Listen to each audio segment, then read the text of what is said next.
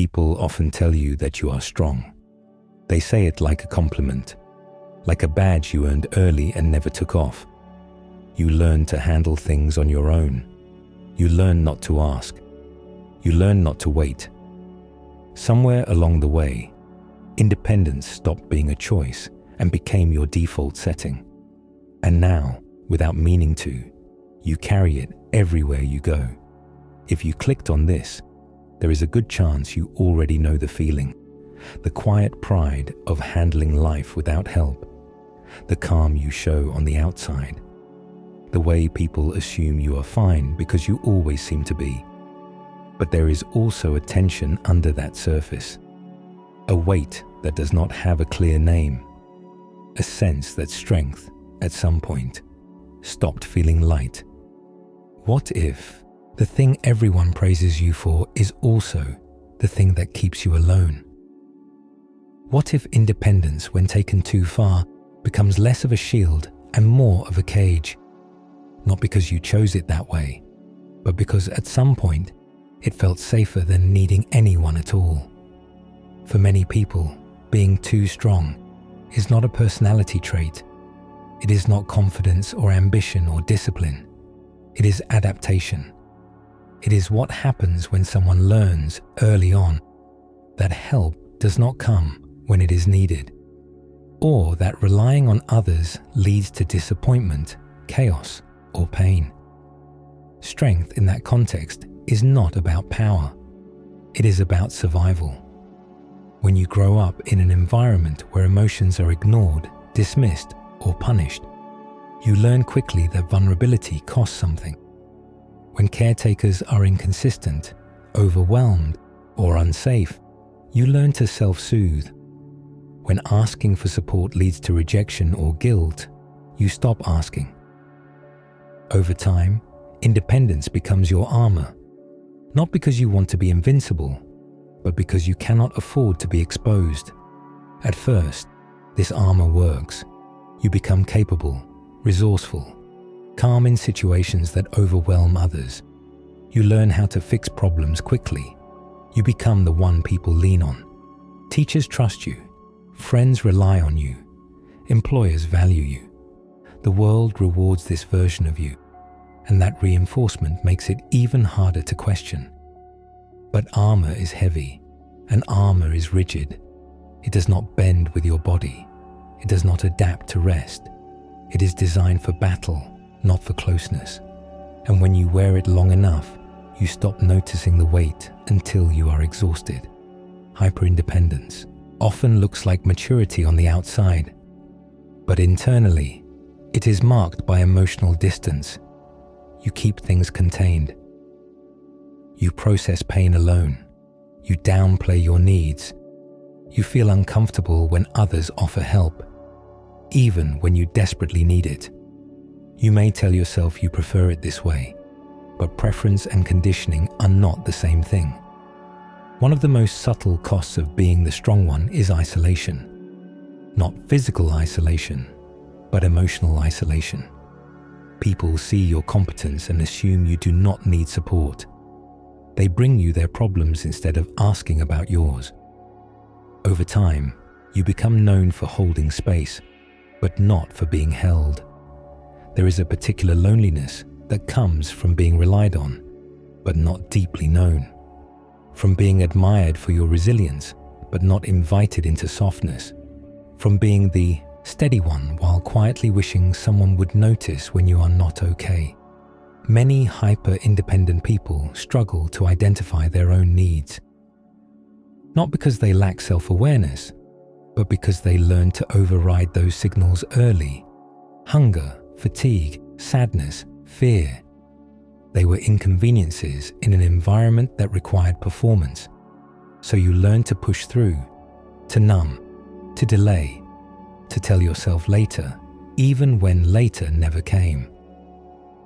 This pattern often leads to what can be called high-functioning detachment. You are productive, reliable, calm under pressure, but emotionally, you stay slightly removed. You do not fully lean into joy because loss feels too close. You do not fully share pain because it feels unsafe. You keep relationships stable by keeping them shallow enough to manage. This does not mean you lack depth. In fact, many strong, independent people are deeply reflective. You notice patterns. You think in layers. You spend time alone not because you dislike people, but because solitude feels predictable. Quiet feels controlled. Silence does not demand anything from you. There is often a deep sensitivity beneath this independence, a careful awareness of tone, mood, and atmosphere. You learn to read the room early, not out of curiosity, but necessity. You became good at anticipating problems before they happened. You learned to stay ahead so you would not be caught off guard again. Over time, this vigilance becomes part of your identity. You are the one who handles things, the one who does not fall apart, the one who stays composed. And when cracks begin to form, you hide them, even from yourself. Because if strength kept you safe once, it feels dangerous to let it go. But the cost continues to add up. You may notice chronic exhaustion that rest does not fix, a quiet resentment toward people who seem comfortable needing help, a sense of emptiness even in moments of success. You achieve goals and feel relief instead of joy. You handle crises and feel numb afterward. Relationships can feel especially complicated. You may crave closeness but feel uncomfortable once it arrives. You want to be understood, but you struggle to explain what you feel. You may attract people who rely heavily on you, reinforcing the role you already know, while deeper mutual support remains out of reach. Sometimes, independence becomes a way to avoid disappointment. If you do everything yourself, no one can let you down. If you do not need anyone, you cannot be abandoned. This logic makes sense when you first adopt it, but over time, it quietly limits your emotional range. Strength without softness becomes brittle. It looks solid, but it does not absorb impact well. When life applies pressure, and it always does, something has to give. For some people, that moment comes as burnout. For others, it comes as sudden emotional collapse. For others, it shows up as chronic anxiety or numbness that feels impossible to shake. The breaking point is often confusing because from the outside, nothing seems wrong. You are still functioning, still showing up, still doing what needs to be done. But internally, something feels off. The armor that once protected you now feels suffocating. The independence that once empowered you now feels isolating. This is usually the moment when people start to question the story they have been telling themselves. The story that says strength means never needing help, that vulnerability is weakness, that relying on others is risky. These beliefs were not formed randomly. They were shaped by real experiences. But what protected you then may not be serving you now. There is grief in realizing this. Grief for the child who had to grow up too fast. Grief for the softness you postponed. Grief for the support you never received. Acknowledging that your strength was forged in necessity, not choice, can be both validating and painful. But this awareness is also the beginning of change. Not change that asks you to abandon your independence, but change that invites balance. True strength is not the absence of need. It is the ability to recognize need without shame. It is the capacity to stay open even when the instinct is to close. Learning to soften after years of being strong is not easy. It feels unfamiliar, exposing, sometimes terrifying. You may feel clumsy expressing needs. You may fear being too much. You may worry that if you stop holding everything together, it will all fall apart. But healing does not mean taking off the armor all at once. It means loosening it piece by piece. Learning when it is safe to rest. Learning who has earned your trust. Learning that vulnerability is not an emergency. It is a skill. The strength you build did. There is another layer to hyper-independence that often goes unnoticed. The way it shapes how you experience safety in your own body. When you have spent years relying only on yourself, your nervous system stays alert even in calm moments. Relaxation feels unfamiliar. Stillness feels exposed. You may notice that when nothing is wrong, you instinctively look for what might go wrong next. This constant readiness is not paranoia. It is memory. Your body remembers times when dropping your guard led to pain, so it stays prepared, even when preparation is no longer needed. Over time, this creates a quiet fatigue that sleep alone cannot fix. Many strong people struggle with rest because rest feels undeserved. Sitting still brings up thoughts you learn to avoid. Productivity became a way to regulate emotion. As long as you are doing, fixing, or planning, you do not have to feel. When you finally stop, everything you postponed comes rushing in. This is why boredom can feel uncomfortable, why silence feels loud, why moments meant for peace are filled with mental noise. Your mind learned to stay busy to stay safe. Hyper-independence also affects how you experience trust. You may trust people with tasks, but not with your inner world. You let others see what you do, but not how you feel. You keep emotional distance, not because you lack intimacy, but because intimacy once felt unpredictable. You may notice that you reveal yourself in pieces. You share insight, humor, competence, but hold back uncertainty, fear, or longing. This selective openness allows connection without full exposure. It feels safer, but it also limits how deeply others can know you. Over time, this creates a strange imbalance. People feel close to you, but you do not feel fully met. You give empathy easily, but struggle to receive it. You understand others deeply, yet feel misunderstood yourself. Another hidden cost of being strong is the pressure to remain consistent. Once people know you as reliable, you feel obligated to stay that way. You hesitate to change, to falter, to say you cannot handle something. Strength becomes a role you feel responsible for maintaining. This can lead to self-abandonment. You ignore your own limits to meet expectations. You push through discomfort because stopping feels like failure. You confuse endurance with worth. Eventually, your body intervenes.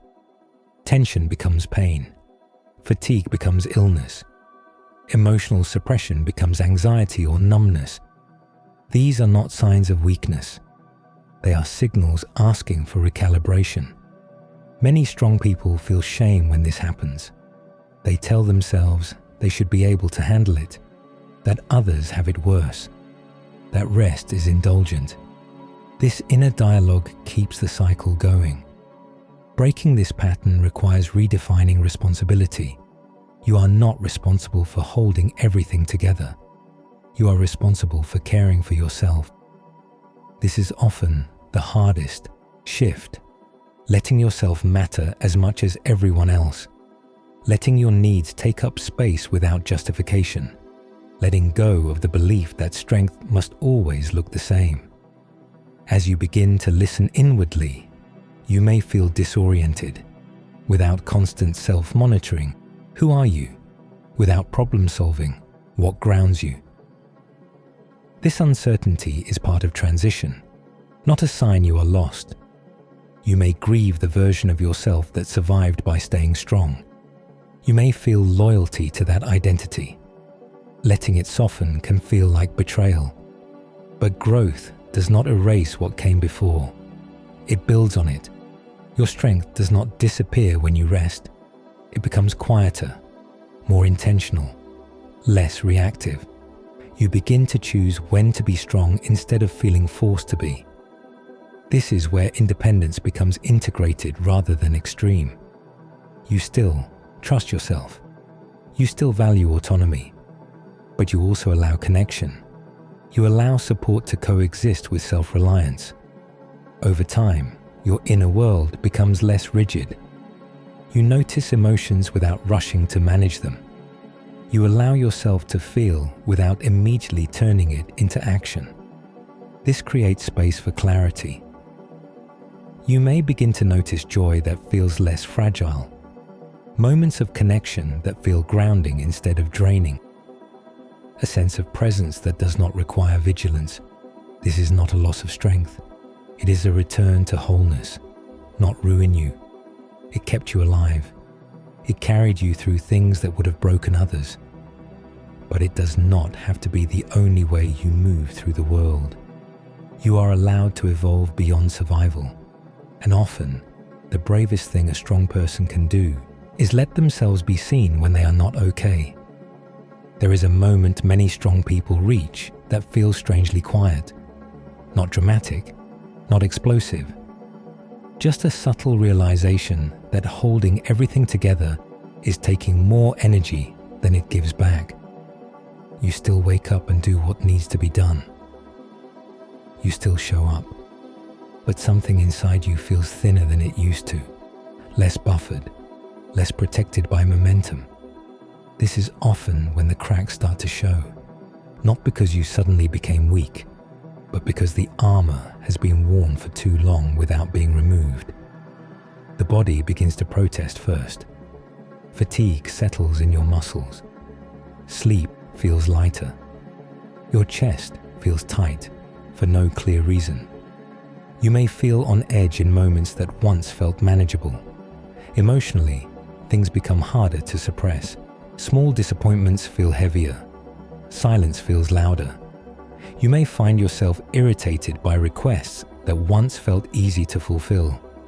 Not because you stopped caring, but because you have been carrying too much without noticing.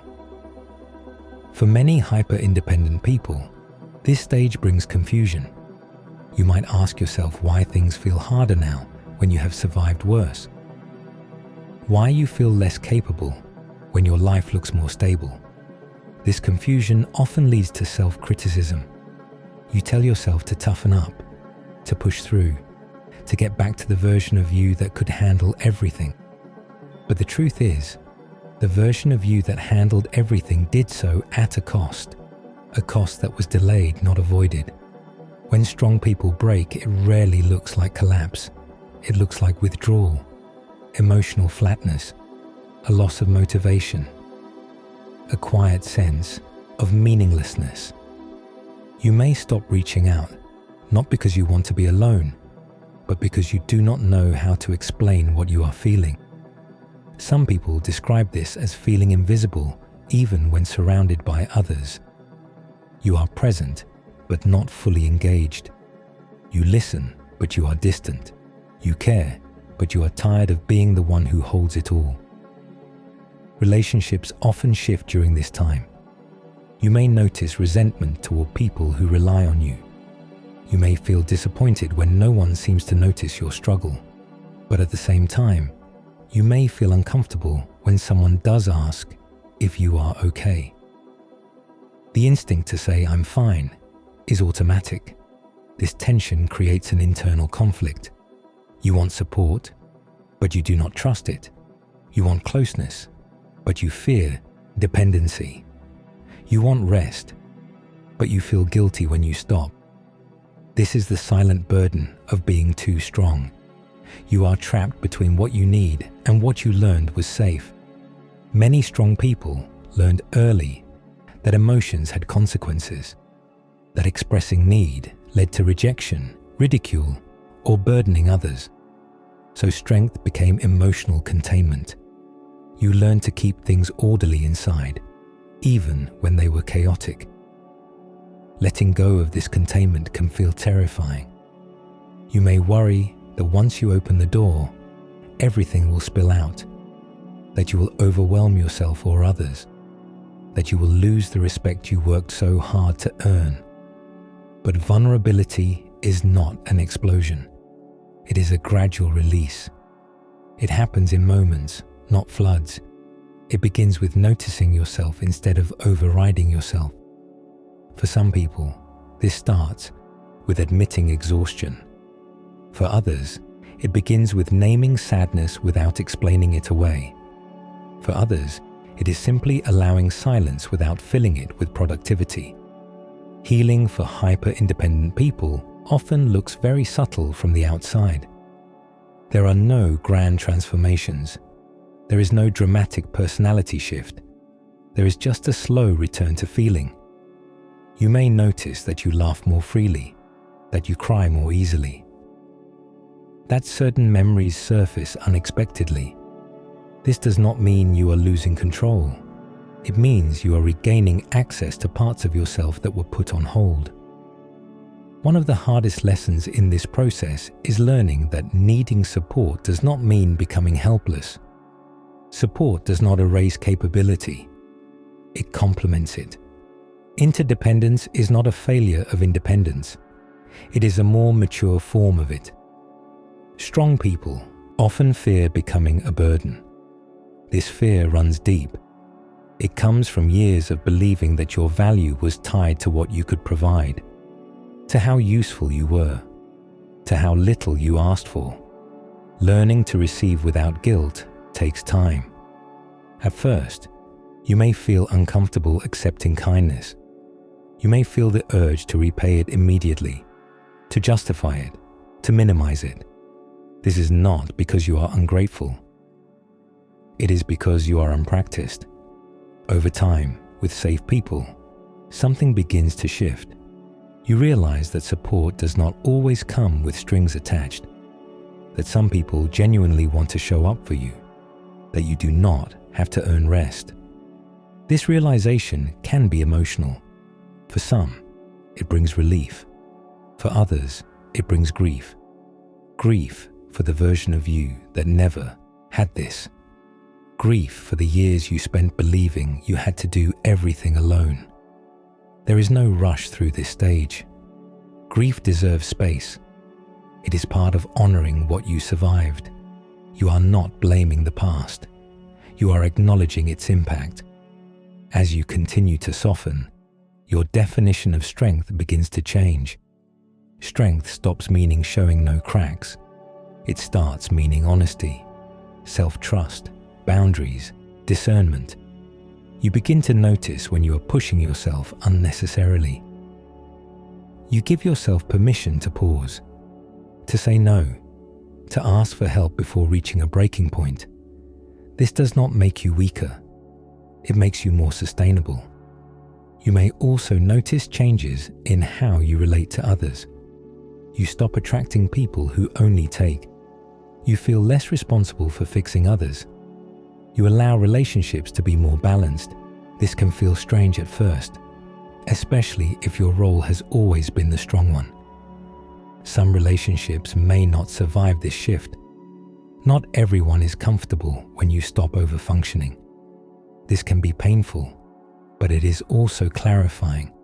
You learn who values you for who you are, not just what you provide. There is a quiet confidence that emerges when strength is no longer performative. You do not need to prove anything. You do not need to hold everything. You trust yourself to respond instead of brace. You begin to experience moments of peace that feel unfamiliar but welcome.